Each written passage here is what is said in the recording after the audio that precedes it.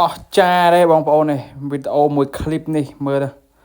កង់3តគ្នារហូតដល់4គ្រឿងបាទហ្នឹងហើយអាប្រហោះកង់ហ្នឹងរហូតដល់3គ្រឿង